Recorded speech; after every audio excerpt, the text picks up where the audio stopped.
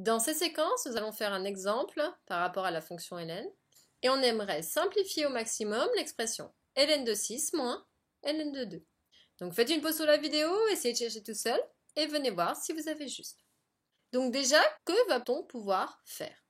L'élément sur lequel on peut agir, c'est ln de 6, parce que 6, je sais le décomposer. Et je le décompose avec un produit, parce qu'on a vu que le ln s'appliquait soit sur un produit, soit sur un quotient, ou lorsqu'il y a une racine. Donc 6, c'est 3 fois 2. Et on recopie le reste. Or, on a vu qu'ici, j'ai un produit, et d'après la formule 1, le ln d'un produit, c'est la somme des ln. Donc ici, ça va faire ln de 3, le premier élément, plus ln de 2, le deuxième élément.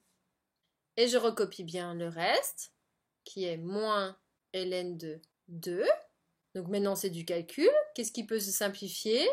J'ai plus ln de 2 moins ln de 2, donc ceux-ci vont s'annuler. Il me reste ln de 3.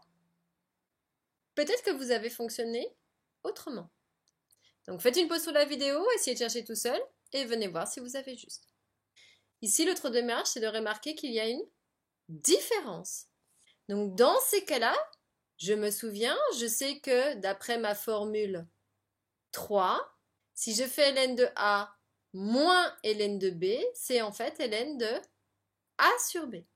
Donc ça veut dire qu'ici, au lieu de la lire de la gauche vers la droite, je la lis de la droite vers la gauche. Donc la différence d'un ln, c'est le quotient des éléments.